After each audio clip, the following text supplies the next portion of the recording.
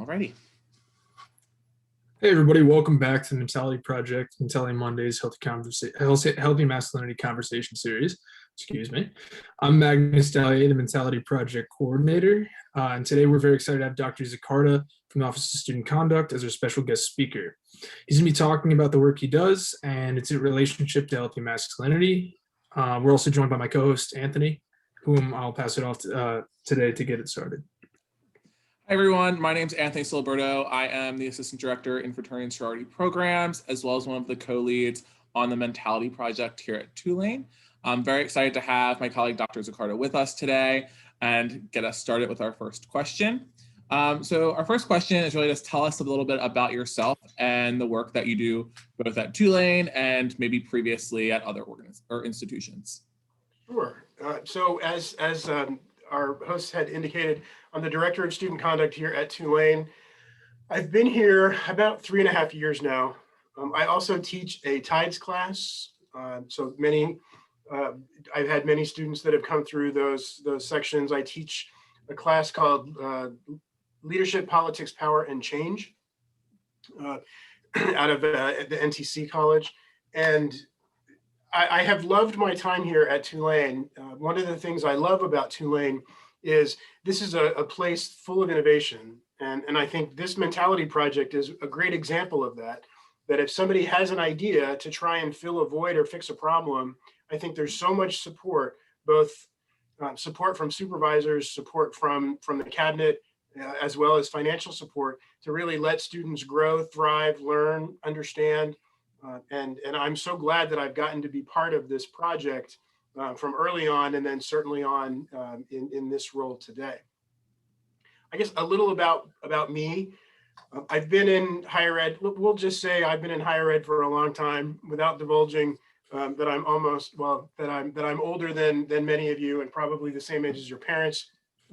But I got my sort of toe in the water, my first taste of student affairs, of higher ed, way back when I was an undergrad. So I went to Bucknell, which is a small school in Pennsylvania. And while I was there, I was a swimmer. So I was a Division I swimmer at Bucknell, and I was also a fraternity man. And those two things probably shaped me as a swimmer, and me as a fraternity man probably shaped so much of my own career and my own identity. And it was specifically my role as a fraternity man, being involved in the fraternity. I eventually became president. So I was president of my SAE chapter at Bucknell. And that opportunity led me to ultimately my career in student affairs. My first job out of college was as a traveling consultant for SAE, where I traveled from campus to campus throughout the country. I had chapters really all over the country, both coasts, as well as some in the middle. And ultimately, that is where I discovered I wasn't quite sure what I wanted to do, what I wanted to be when I grew up. I always thought maybe I wanted to be a lawyer, and I was pre-law as undergrad. But as I was getting closer and closer to taking the LSATs, I realized I didn't want to be a lawyer. What I really loved was being in college. Not necessarily the studying, but I loved being in college. I loved being involved. I was an RA, I was an orientation leader. I was involved in student government. So if there was an opportunity for me to be in a club or play in intramurals or again swim, I did it. And so that became sort of my college experience. And when a mentor, who was the Greek advisor at Bucknell, said, you know, you could do this for a living. And that was just sort of this light bulb went off, and I realized I could be on a college campus forever and be interacting with students and helping them figure out their own experiences, and I was hooked. And so I've been doing that ever since. Every job that I've ever had, I started in Greek life, but every job I've ever had has had some element of student conduct, of accountability, helping students make better choices, and then sometimes holding them accountable when the choices that they've made have led to conflict that is in contrast to whatever university standards have been set. And so I wasn't surprised when I found myself full-time in student conduct. And again, that's what brought me to Tulane. Yeah, that's awesome. And quite a quite a detailed background. That's wonderful. Would you tell us a little bit about your thoughts on how your work specifically interacts with masculinity? Absolutely. So I guess there are a handful of ways that it does. Outside of my class role, my role as director of student conduct or as part of the Dean of Students office, I am probably most involved when individuals are accused of violating some element of our code of conduct, some element of the behavioral standards that we set forth. I will say that the type of case ranges. Sometimes it's really, really minor. So I was meeting with a student earlier today just about something related to a posting. Was that the most appropriate way to post or the appropriate content posting, and helping students make better choices, not in a punitive way, but in a very educational way, helping them understand, you know what, I could have handled this better. And on the other end of this educational conference, perhaps there's an opportunity for them to reflect and change anticipated future behavior. And ultimately, that's what I hope. So even if it's these low-level cases, minor cases, or all the way up to our most egregious, serious, even dangerous or violent cases, I want to be able to have had an impact with all of those individuals. And I want to be able to do two things. One is demonstrate that there's been some learning. And so when I came to Tulane, and my background, my doctorate is in educational psychology or psychometrics. And so what I wanted to be able to demonstrate was the conduct process can be a learning process. And I can create mechanisms and even assessments to demonstrate knowledge acquisition, to demonstrate that students have learned something, they've retained it, and can apply it to anticipated change behavior. So that was sort of area one. And then area two, and there is some overlap, I wanted to be able to make the place safer. And so if there is a way for me to make the place safer, to make Tulane as a campus or a community safer, either through preventative education or through education in the course of a conduct investigation, a conduct hearing, then I do that. Now, how does that overlap to me with issues of masculinity? This probably isn't anything earth-shattering, but the kinds of cases that male students are involved, or students that identify as male or cis male, they tend to be cases related to either violence, aggression, anger, and so those are the cases that rise to the serious level of the Office of Student Conduct for either myself or my two staff members that do investigations, Dr. Don Broussard or Mr. David Turner. And some of the things that we have to do is understand the context, not just what behavior happened, but there's very often a why the behavior happened. Mm-hmm. And understanding that context, especially in the realm of masculinity, may help the educational process, or in my case, help the investigator figure out why did the student make the choices that in this case he did. Was that because of peer pressure? Was that because of they've been influenced by a hypermasculine or even a toxic masculinity culture that they've learned from family members, from older brothers? Again, I'm the youngest of three boys, so I certainly understand how that culture of masculinity can shape who we are for good and for bad. Or are there other cultures, other masculine identified cultures that are impacting the way students are acting and reacting? Maybe that's a sports team. Again, as an athlete, I certainly understand that. Is it a fraternity? Or is it some other club or association, either formal or loose association, in which individuals are being influenced, again, in good or in bad ways, in positive ways, or ultimately in destructive or toxic ways? And so making sure that when I'm working with male students or male identified students, that I can understand a greater context that may have included issues of masculinity, issues of culture, as they're influencing the decisions that they're making, so that the student and I can create a better path forward. In order for us to figure out what's next, we have to figure out how we got here. And I think that's where we really start to look at and explore how have issues of masculinity impacted those choices that got that student to, I'll say, get to or have to come see me. Mhm. Yeah, I think you make great points in terms of development and understanding culture and, you know, elements of behavior when it comes to mal-identified individuals' performative actions. I think Magnus is a psychology major, and we really talk a lot about these things, and like even from child development through adulthood, like what are the learned behaviors that are contributing to people's definitions of masculinity or performances of masculinity.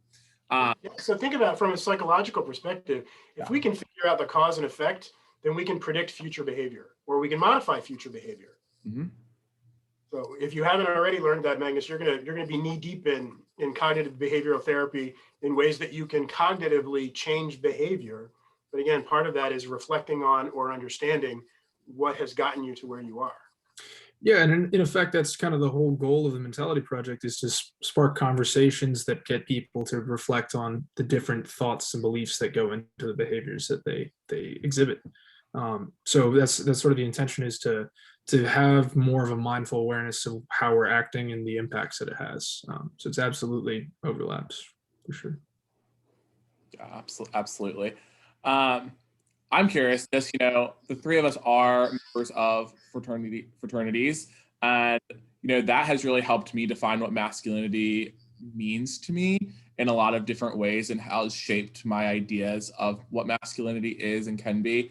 Can you kind of provide us with, how do you define masculinity, and how has that changed in your college years to now your professional career? It's funny, when I wrote the question, when I read the question in advance, what defines masculinity to you? I immediately went to one of my favorite quotes, which actually comes all the way back from high school. So again, this will help date a little bit of how old I am. But there was a song that I loved when I was in high school. And Magnus, you probably won't even know the name of this band. The name of the band is The Smiths. Oh, I love the Smiths. Anthony knows them. If you're a new wave kid, or you like 80s music, then maybe you've heard of the Smiths. But there was a line from an old Smiths song that said, "It's so easy to laugh, it's so easy to hate, but it takes strength to be gentle and kind." Mm-hmm. And so for me, that has shaped my ideas of masculinity since a very young age. And that was probably even counter to the images of masculinity that I was learning from my brothers and my father, again, in hyper masculine, hyper athletic, hyper competitive family that I was in, all of us super involved in sports, constantly trying to achieve success and be champions in the pool. But I was really struck by a strength that I think that I have, is my ability to connect with individuals, whether individuals that I agree with or disagree with. I think that was one of the reasons why I was so drawn to being in a fraternity anyway, was because it was such a great way to make connections, and that's how I really thrived. But what I thought I contributed and what I added, certainly uniquely to my family, and then that was reflected in my fraternity experience as well, was that it was okay for me to still be a masculine identity, or someone who was rooting his masculinity in somebody that could be nice, somebody that could be kind, somebody that could be gentle, that I never felt compelled for me to exert my masculinity in a way that was either violent or was derogatory or was shameful or humiliating. And so perhaps I came into this field by accident, or maybe not. Maybe there was some deep-rooted psychological element that resonated with my own beliefs in that notion of being gentle and kind and funny and nice. I love Yeah, Go ahead, Magnus. No, you go ahead. It's all right. I was going to say, I love that you have, used this quote that stuck with you since high school, and have been able to apply that to your life and the choices that you've been able to make, both personally and professionally. Yeah, it sort of ties into just an idea of being like the gentle giant, if you will, of just having strength and having a way of standing up for yourself, but also being able to channel that very constructively and being gentle, being sympathetic to others, and just trying to make sure that you're on a human wavelength, not doing so much to overassert yourself or be too defensive and aggressive. So I think that's a very healthy conception of how you can be as a person, and a more expansive way to look at what being a man really means. And maybe there's even an opportunity to model that behavior. Sorry? Maybe there's even an opportunity for me to model that behavior as a student affairs practitioner, dealing with men all the time. If there is a way to model that I can still be firm, I can still hold individuals accountable, but I'm almost always going to try and be, gentle and kind when I'm doing it. Is there a way for students to see that that is a path forward in still identifying as a man or as masculine, but yet still getting what needs to be done through a mechanism of kindness and support? Absolutely. I think that's a great aspect of the work that you're doing, to be able to demonstrate that you don't have to be firm all the time, but you still have to be accountable and responsible and hold others to that same standard. And in my view, I think that's a lot of what makes us good people and what makes us good men, is holding ourselves accountable and having these standards that we are able to refer each other to. So that kind of ties into your role currently as a professional staff member, and other conversations and experiences you have probably had with other faculty members. How do you see the conversation around masculinity and sort of demonstrations of masculinity happening at Tulane on the professional level and on the student level? Do you think they're more healthy, unhealthy? How does it look to you currently? Yeah, my concern is, and some of this is, we're a product of the media that we live in, a culture that we live in. I have to own that, as in terms of influential context. But one of the things I'm afraid of is there's so much focus on toxic masculinity. There's so much focus on, this is what's bad, so don't do this. Mm-hmm. If you do this, it's bad, and it's terrible for our boys, for our children. It's terrible for X, Y, and Z. And I get that. But what I'm afraid of is we're so focused on doing on showing what's bad and stopping what's bad. But where I'm afraid we're lacking, and although I think this project is a rare exception, is we're not taking much of an opportunity to say, this is what's good. Right. This is the way to demonstrate, role model, act, pattern, good masculinity, healthy masculinity. And that healthy masculinity can manifest itself in so many different ways.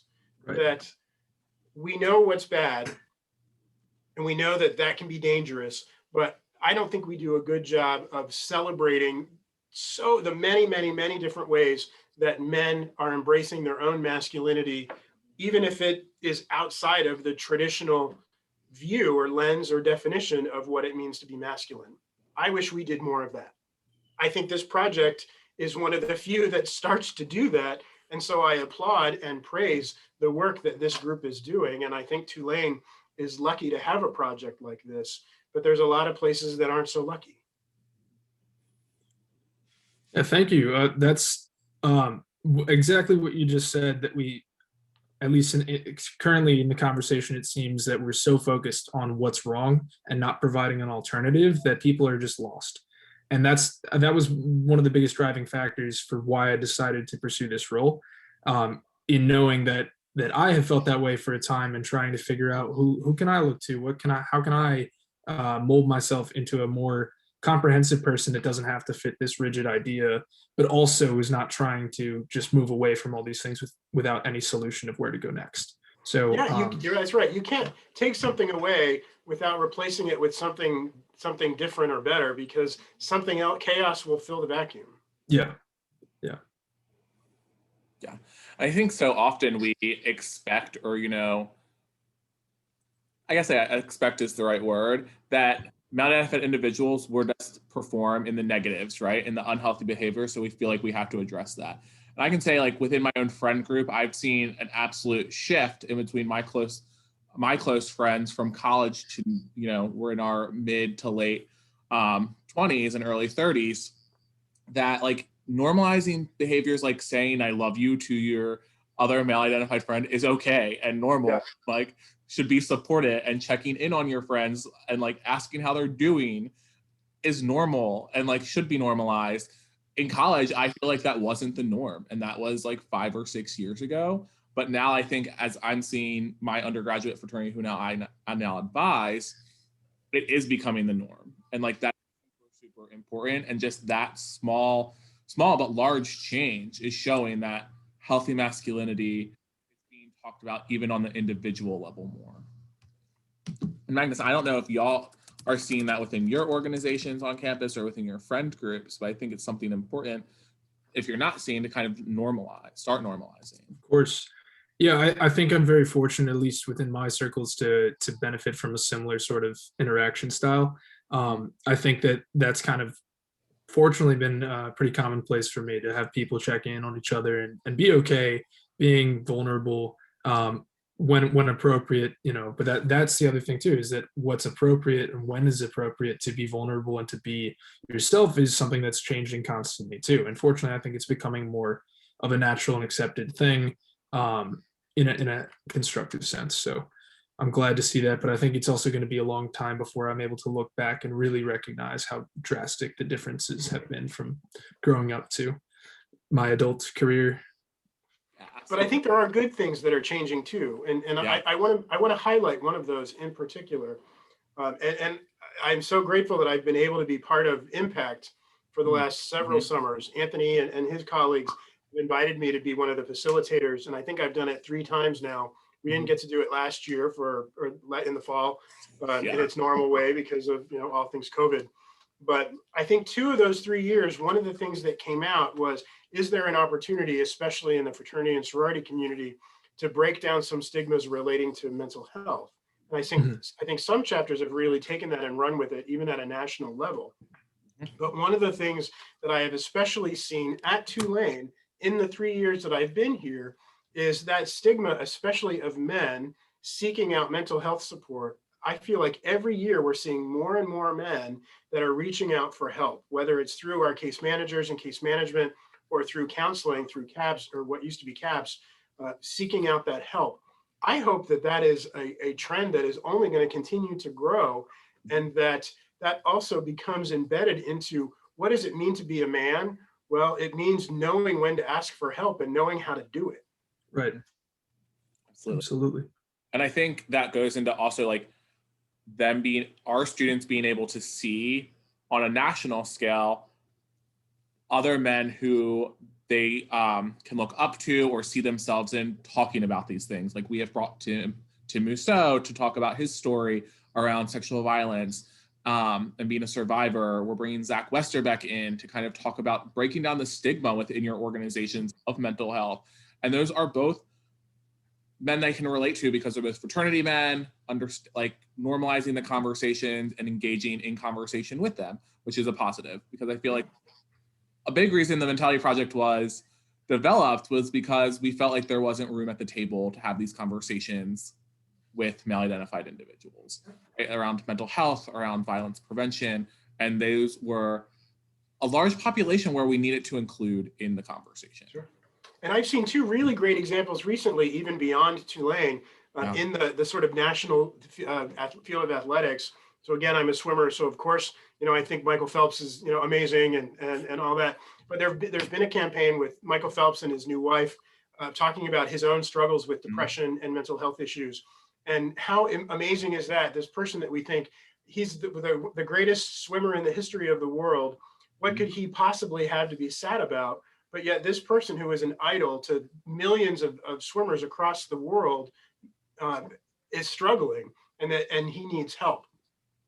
And then I've also seen just very recently, I think it's the Colts, the Indianapolis Colts. They have a campaign that I've seen on TV very recently where some of their members are talking about it's okay to ask for help, and football players specifically have been interviewed about their own challenges with mental health, with depression, and how helpful it's been when they have finally broken through and asked for help. And if it can happen in that hyper-masculine arena of athletics, of competitive, the highest levels of elite athletes, I hope that bodes well for our future, that these role models, these people that we look up to, are saying, it's okay to get help. I did it and I'm better because of it. Absolutely. I think that's a theme that we keep coming back to, and I think it always will be. Hopefully, like we've been talking about, it's going to become less of a need to talk about and something that's just going to happen as a norm. Right. But one of the things that I heard a while ago, and I can't remember exactly where I heard it, but it was you can do it alone, but you can't do it all alone. And the idea there is that it's good to be self-sufficient. It's good to have personal responsibility and do the things that you want to do on your own, but at a certain point you have to recognize when you need help, because you can't do everything by yourself, and no one's good enough at everything or even most things to do it all by themselves. And so that outside perspective I think is really useful, and being able to reach out for that, whether it be with a friend, a family member, or even professional services, I think is really useful. Absolutely. And I think a lot of our conversation for me is stemming towards like positive role modeling and what that looks like, right? Like how can one person influence another, and like these larger groups influence more, or how can national organizations and groups influence local organizations and students that we are seeing on a day-to-day basis. So I'm just curious, and Magnus or Dr. Zacharda, feel free to answer this, but how do you think staff and faculty can be positive role models for both their peers and students? That's probably the hardest question that is in this question slate. I mean, again, if there is a way for us to role model healthy masculinity, great. I think that is the easiest way, the most logical way for faculty and staff to be involved. And again, if there are opportunities to celebrate those sort of varying aspects, perspectives of that wide array of what it means to be masculine, what it can mean to be a man, if there are ways to celebrate that variety, that diversity, great. I think that only makes us all better. That's probably my easiest way. But if there are ways to target areas where it is either less acceptable or where we know that there are challenges, I don't want to single out the fraternity system, because I actually think the fraternity system is one of the groups that is trying to break out of that. So I actually want to applaud and celebrate, and not say, you know what, we need to fix the fraternity system, because I actually think they're more likely to lead in this issue than follow.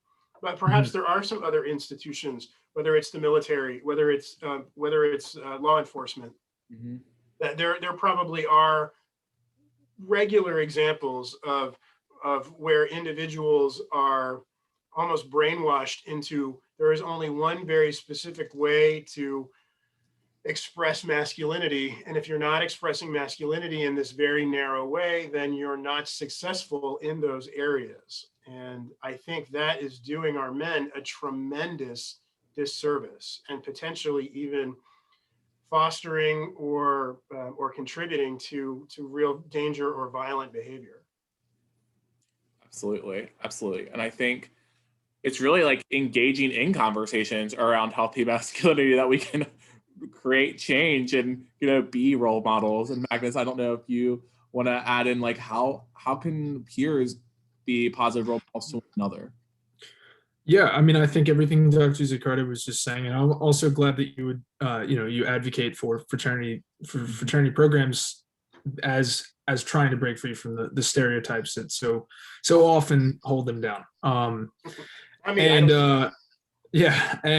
as far as peers and students go, I mean, I think, like you said, Anthony, having conversations and being authentic in them is very important. I think the biggest thing, though, is on an individual level, being okay with failure and trying to recognize when and where competition and self-evaluation is healthy and when it is destructive. Obviously, we're naturally competitive beings, and so we want to make sure that we're lining up where we think is best. But constantly trying to one up the next person or put somebody else down to make yourself feel better, I think it often influences the way that we feel about ourselves, and that can be pretty negative. And I think being okay with where you're at but still striving to do better is very important, but you have to be honest with yourself about where that is and what failure is, and that it's a learning opportunity. And so I think just being true to that, being authentic with who you are, where you are, and where you want to be, and not feeling like you have to apologize for that or you have to cover it up are the biggest things. That's right. I love that you said try to cover it up or apologize for it. Mm-hmm. It's probably taken me a long time to get there. That I'm perfectly comfortable with who I am. I'm comfortable in my own skin. I'm comfortable with my own masculinity. And if somebody else feels that either something that I like or something that I do isn't consistent with their limited, narrow view of masculinity, I finally get to be at a place in my life where I say, I don't care. That says way more about you than it does about me. Right. Absolutely. So.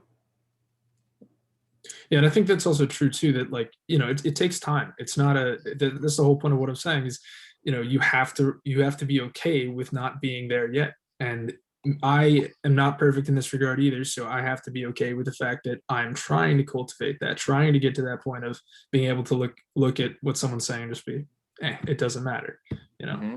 Magnus, have you started studying the notion of positive reinforcement yet in your Yes. psychology background? Yeah. Aren't there ways that we could start to infuse elements of positive reinforcement into helping individuals shift their perspective as it relates to masculinity?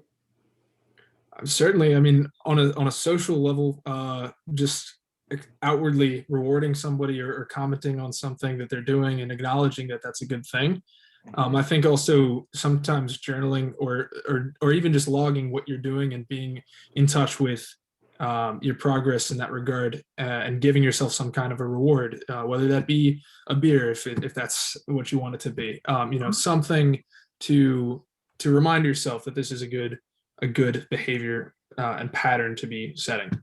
That's right. That reward can be intrinsic or extrinsic. Doesn't matter where the reward comes from, whether it's in my own soul that I'm happy with something that I've done and I'm pleased with myself, or it's my supervisor, my friend, my best friend, whatever that may be, saying, hey, you did a good thing. I'm really proud of you. And maybe that's something that we could do more of. Mm-hmm. Yeah. Absolutely. So I've really enjoyed the conversation that we've been having today, and I know that we're hitting our end of time. But Dr. Zacharda, you've agreed to be a part of our Mentality Mondays Healthy Masculinity conversation series, and we would just love to hear before we end today's conversation how you would like to see this work continue at Tulane. Well, because I'm such a believer in this program, I hope it grows and grows and grows and grows. That wouldn't it be great for rather than Anthony to have to be recruiting individuals? Wouldn't it be great someday when dozens and dozens or hundreds of men come forward and say, well, I want to be part of this. I want to be part of this. I want to be part of this because it has such value that students come to you because they know it's such good work. And I have every reason to believe that will happen someday because this is such a great opportunity. And I also hope that other institutions get to follow the lead that Tulane has taken. And maybe there are other schools that will say, hey, Tulane, how'd you do it? Mm-hmm. We see you're doing good things and you've impacted your culture in such a good way. Help us do it. Help us figure out how to do it. Magnus, you and Anthony and others get to become experts in this, and people will want to hire you and pay you lots of money on how to replicate or develop programs for different communities. Yeah. And I am so happy that we have had Magnus for the past 2 years as the Mentality Project coordinator, just because it provides a student perspective. And I think that is the biggest area of success that we've seen the program grow is having the students tell us what their peers need and would like. So yeah, Magnus, we're very appreciative of you. And, hopefully you can carry this work beyond just your time at Tulane. But yeah, very grateful. Yeah, certainly. And that's our hope as well, is that this will continue to evolve and become a much larger, more welcoming and inclusive. We're doing our utmost to do that right now, but to actually get people in the door would be a dream come true, and to just keep that going. And with that, I will also take a quick moment to plug that the upcoming Mentality Monday videos will include several student organizations, so stay tuned to see your peers talking about exactly what we're talking about today and more. So thanks for tuning in, y'all. Yeah, thank you. Thank you, Dr. Zacharda. Appreciate it. Be good.